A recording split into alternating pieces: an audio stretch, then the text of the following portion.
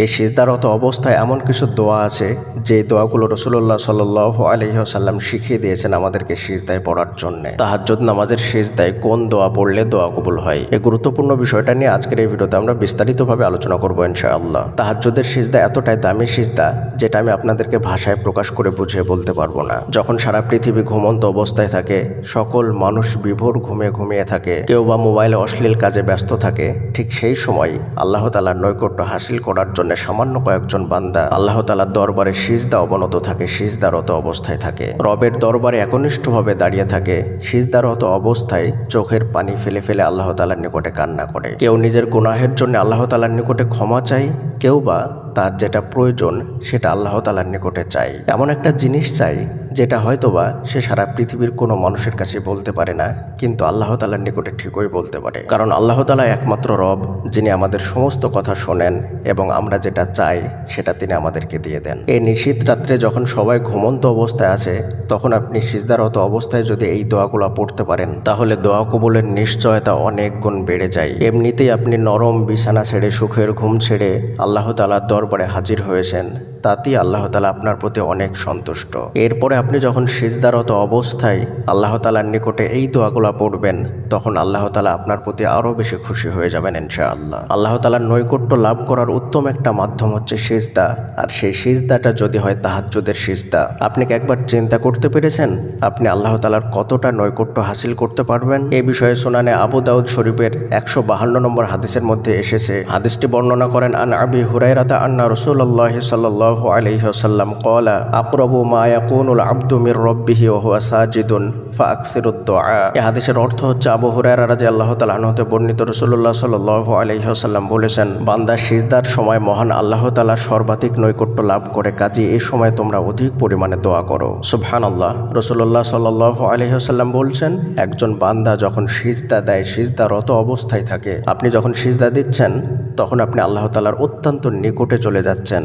তাই এই সময় আল্লাহ তাআলার নিকটে গিয়ে বেশি বেশি দোয়া করতে হবে। আপনাকে যদি সুযোগ দেওয়া হয় প্রধানমন্ত্রীর নিকটে যাওয়ার, তাহলে আপনি অবশ্যই তার নিকটে গেলে কিছু না কিছু তার কাছ থেকে চেয়ে নেবেন। এটাই হচ্ছে বুদ্ধিমান ব্যক্তিদের কাজ।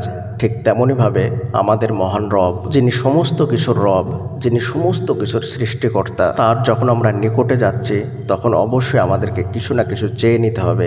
তাই রাসূল সাল্লাল্লাহু আলাইহি ওয়াসাল্লাম আমাদেরকে দোয়া করার পরামর্শ দিয়েছেন, দোয়া করার জন্য বলেছেন, কিছু চেয়ে নিতে বলেছেন। আবু হুরায়রা রাদিয়াল্লাহু তাআলা আনহু সূত্রে বর্ণিত, তিনি বলেন, নবী করিম সাল্লাল্লাহু আলাইহি ওয়াসাল্লাম সিজদাতে এ দোয়া পড়তেন। দোয়াটি হলো আল্লাহুম্মা গফিরলি যামবি কুল্লাহু দিক্কাহু ওয়া জিল্লাহু ওয়া আউওয়ালাহু ওয়া আখিরাহু। আয়েশা রাদিয়াল্লাহু তাআলা আনহা সূত্রে বর্ণিত, তিনি বলেন, নবী করিম সাল্লাল্লাহু আলাইহি ওয়াসাল্লাম রুকু ও সিজদাতে বেশি করে এ দোয়া পড়তেন।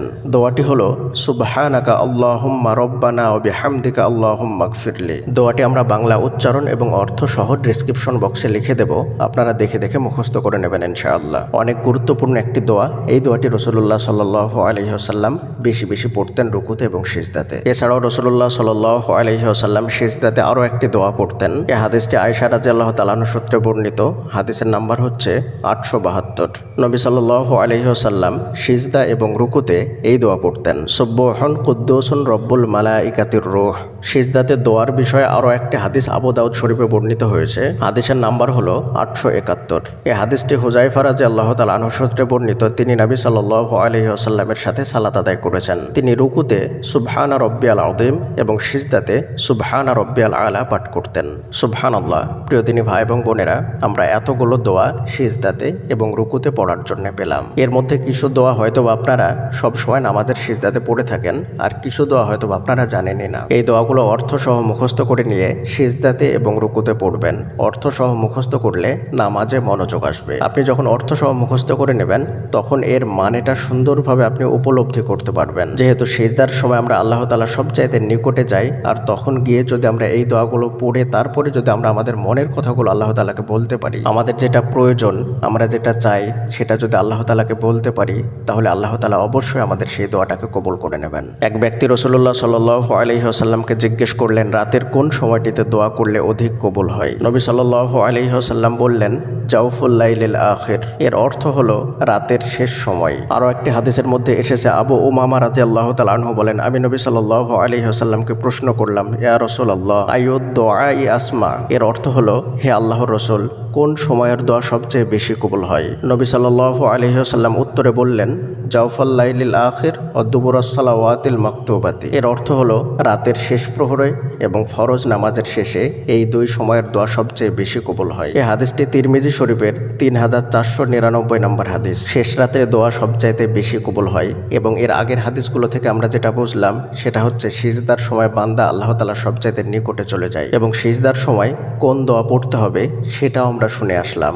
এবার আমাদেরকে বুঝতে হবে তাহাজ্জুদের সালাতের সিজদা আমরা কিভাবে দোয়া করব, কোন সময় আমরা তাহাজ্জুদের সালাত পড়ব, কোন সময় তাহাজ্জুদের সালাত আদায় করলে বেশি দোয়া কবুল হবে। এমনিতে তাহাজ্জুদের সালাত এশার নামাজের পর থেকে নিয়ে ফজরের আজানের আগ পর্যন্ত এই পুরো সময়টাতেই তাহাজ্জুদের সালাত আদায় করা যায়। কিন্তু আমরা এই হাদিসগুলো থেকে যেটা বুঝলাম সেটা হচ্ছে শেষ রাত্রের দোয়া আল্লাহ তাআলা সবচেয়ে বেশি কবুল করেন। তাই আমরা শেষ রাত্রে ঘুম থেকে উঠে যদি তাহাজ্জুদ নামাজের সিজদারত অবস্থায় আল্লাহ তাআলার নিকটে দোয়া করি তাহলে সেই দোয়া অত্যন্ত দ্রুত কবুল হয়ে যাবে ইনশাআল্লাহ। প্রথমে সিজদায় যাবেন, এরপরে সিজদার যে দোয়াগুলো বললাম এই দোয়াগুলোর মধ্য থেকে আপনার যেটা মুখস্থ আছে বা যে দোয়াটা আপনি মুখস্থ করবেন সেই দোয়াটা 3 বার, 5 বার, 7 বার, 9 বার যতবার পারবেন ততবার পড়ে নেবেন। এই দোয়ার মাধ্যমেই আল্লাহ তাআলার প্রশংসা হয়ে যাবে।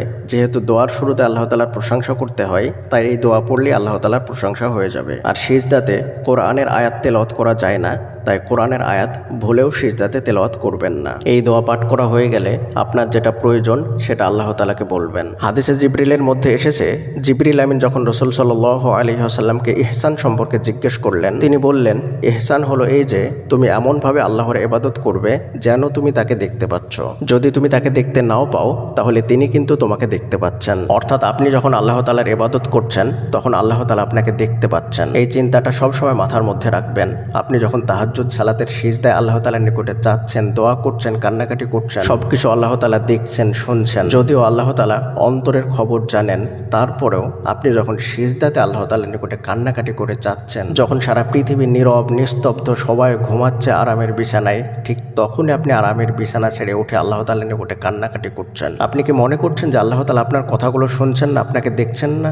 অবশ্যই আল্লাহ তাআলা আপনাকে দেখছেন, আপনার কথাগুলো শুনছেন। আল্লাহ তাআলা হাদিসে কুদসির মধ্যে বলছেন, যখন আমার বান্দা আমাকে স্মরণ করে আমিও তখন তাকে স্মরণ করি। তাহলে আপনি আরামের ঘুম ছেড়ে উঠে আল্লাহ তাআলাকে স্মরণ করছেন, আল্লাহ তাআলাকে ডাকছেন, তার কাছে দোয়া করছেন, কাকুতি মিনতি করছেন, কান্নাকাটি করছেন। আল্লাহ তাআলা অবশ্যই আপনাকে স্মরণ করছেন, আপনাকে দেখছেন, আপনার কথাগুলো শুনছেন। রাসূলুল্লাহ সাল্লাল্লাহু আলাইহি ওয়াসাল্লাম বলেছেন, আল্লাহ তাআলা বলেন, আমি আমার বান্দার ধারণা অনুযায়ী করে থাকি। বান্দা আমার সম্পর্কে যেমন ধারণা রাখে, যেমন আশা রাখে, আমি তেমনই আচরণ করি। আর সে যখন আমাকে স্মরণ করে তখন আমি তার সঙ্গে থাকি। সে যদি আমাকে মনে মনে স্মরণ করে আমিও তাকে আমার কাছে স্মরণ করি। আর যদি সে আমাকে কোনো সমাবেশে স্মরণ করে তবে আমি তাকে তাদের চেয়ে উত্তম সমাবেশে স্মরণ করি। যদি সে আমার দিকে 1 বিঘত পরিমাণ এগিয়ে আসে আমি তার দিকে 1 হাত পরিমাণ এগিয়ে যাই। আর সে যদি 1 হাত পরিমাণ এগিয়ে আসে আমি তার দিকে 2 হাত পরিমাণ এগিয়ে যাই। আর যদি সে আমার দিকে হেঁটে আসে আমি তার দিকে দৌড়ে এগিয়ে যাই। সুবহানাল্লাহ। প্রিয়দিনী ভাই এবং বোনেরা, আমরা আল্লাহ তাআলা সম্পর্কে যেমন আশা রাখবো, যেমন ধারণা রাখবো, আল্লাহ তাআলা আমাদের সঙ্গে তেমনটাই করবেন। আমাদের আশা অনুযায়ী আল্লাহ তাআলা আমাদের সঙ্গে আচরণ করবেন। তাই সবসময় আল্লাহ তাআলা সম্পর্কে সুধারণা রাখবেন, ভালো ধারণা রাখবেন। তাহাজ্জুদ সালাতের সিজদায় দোয়া করবেন বা যে কোনো সময় দোয়া করবেন, দোয়া করার পরে আল্লাহ তাআলা সম্পর্কে সুধারণা রাখবেন। এই ধারণা রাখবেন, এই ভরসা রাখবেন যে আল্লাহ তাআলা অবশ্যই আমাদের দোয়াকে কবুল করবেন। আল্লাহ তাআলাকে আমরা যেমনভাবে স্মরণ করব আল্লাহ তাআলা আমাদেরকে তার চাইতে ভালোভাবে স্মরণ করবেন। আমরা যদি আল্লাহ তাআলার নিকটে হেঁটে যাই তাহলে আল্লাহ তাআলা আমাদের নিকটে দৌড়ে আসবেন, দ্রুত আসবেন। আমরা যে সিজদার দোয়াগুলো বললাম সেগুলো তাহাজ্জুদ নামাজের সিজদার জন্য নির্দিষ্টভাবে খাস করা নেই। রুকু সিজদার এই দোয়াগুলো যে কোনো নামাজের রুকু সিজদার জন্য। আপনি যে কোনো সালাত আদায় করবেন সেই সালাতেরই রুকু সিজদার জন্য এই দোয়াগুলো। মনে রাখবেন তাহাজ্জুদের সালাতের সিজদার জন্য নির্দিষ্টভাবে কোনো দোয়া নেই। অন্যান্য সালাতের মতোই তাহাজ্জুদের সালাত আদায় করতে হয়। তাহাজ্জুদের সালাত আলাদা কোনো সালাত নয়, এটি নফল সালাত। এই সালাতের নির্দিষ্টভাবে আলাদা কোনো দোয়া সূরা নেই। পরিশেষে আল্লাহ তাআলার নিকটে দোয়া করি, আল্লাহ তাআলা যেন আমাদের সকলকে তাহাজ্জুদের সিজদায় বেশি বেশি দোয়া করার তৌফিক দান করেন। আমিন। আসসালামু আলাইকুম ওয়া রাহমাতুল্লাহি ওয়া বারাকাতুহু।